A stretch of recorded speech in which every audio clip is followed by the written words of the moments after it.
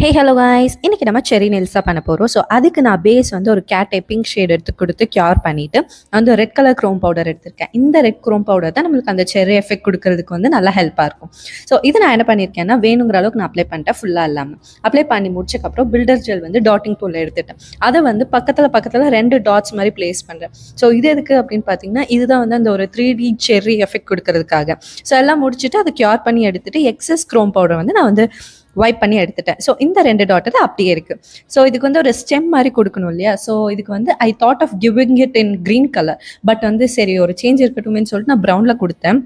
But என்னமோ எனக்கு satisfy ஆகாத மாதிரி இருந்துச்சு. ஸோ அதனால வந்து பக்கத்தில் I gave a leaf. So அது போட்டோடனே எனக்கு வந்து ஓரளவுக்கு மேட்ச் ஆன மாதிரி இருந்துச்சு. So this is a final look. இதை க்யூர் பண்ணி எடுத்துட்டு நான் டாப் கோட் போட்டு ஃபுல்லாக லாக் பண்ணிட்டேன். அண்ட் எப்படி இருந்துச்சுன்னா மறக்காமல் சொல்லுங்கள். அண்ட் இதே மாதிரி இன்னும் நிறைய வீடியோஸ் வெயிட்டிங்கில் இருக்குது. So do wait and watch. By.